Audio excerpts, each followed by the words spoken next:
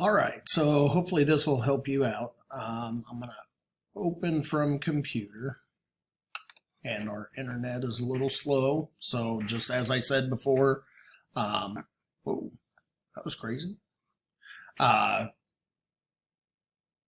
If you are having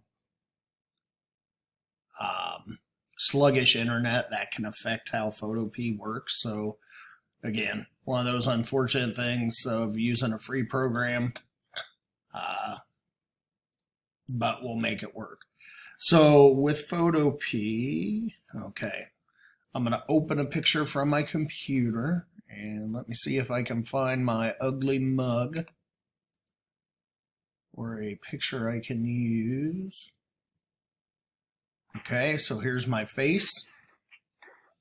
So you have a couple of ways to do this. The first way is you can use a lasso type tool, and you could outline areas.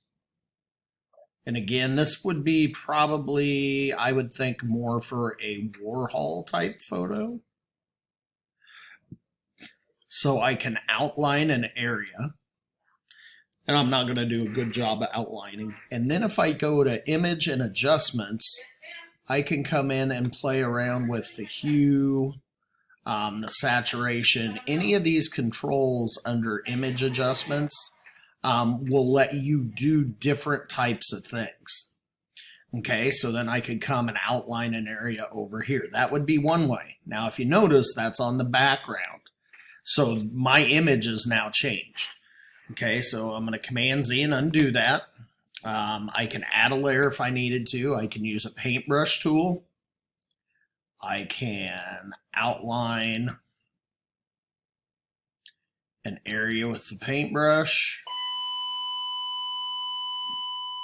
And when I do this, now it's a blend, or it's a creates a shape. So if I come in and use the paint bucket tool, and I'm going to double click the black, and let's go yellow. Make it a little deeper yellow, click OK. And now I fill it with the paint bucket. Well, if you notice, first off, it's on its own layer. So if I hide it, my face is still okay. The second thing I can do is I can come in and lighten the opacity. And when I get that to that happy point, the next thing I can do is add a layer on top. And I'm going to lock this layer by clicking the padlock.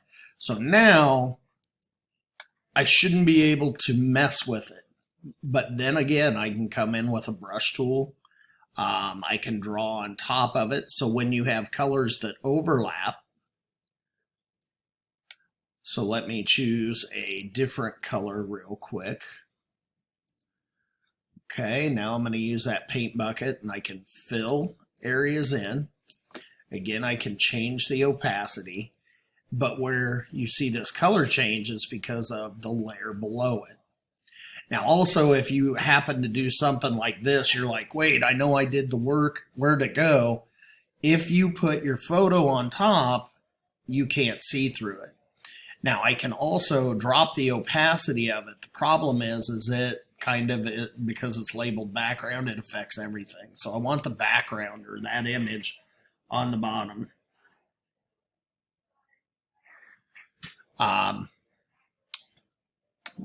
Otherwise, the other way, again, is I can use selection tools. I can also use the quick selection tool. It's going to select larger areas. And see, you just saw some of my computer lag there. So if I pull this selection tool like that, another thing I can also play around with is tools within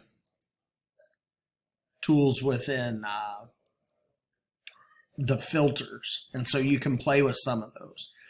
The risk of a filter is that you use a filter, you're like, oh, that's really cool, and you get into the filters, which is awesome, but unfortunately it will not necessarily give you that Andy Warhol or that Roy Lichtenstein look, and that's what we're after. So make sure you don't get a little too filter happy if you choose that.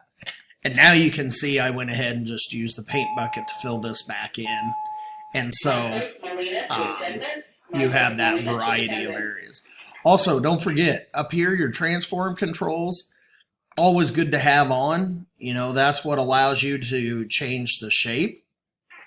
And one last quick thing, I have to go to my next class, but this is usually a little easier to answer.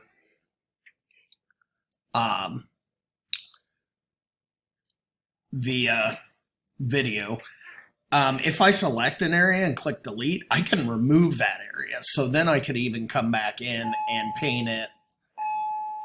Seniors, this is just a reminder, during Muskie time today, you will be going to the auditorium for a graduation presentation from Johnston, and also bring a pencil or pen to write with. Again, seniors during Muskie time, please report to the auditorium for a presentation. And staff, if you only have 12th grade students, please accompany them to the auditorium. Thank you. Sorry. You can fill that with a paint bucket by deleting areas and using those select tools. So I hope this answers some of the questions some of you may had, and we'll see you in the next question.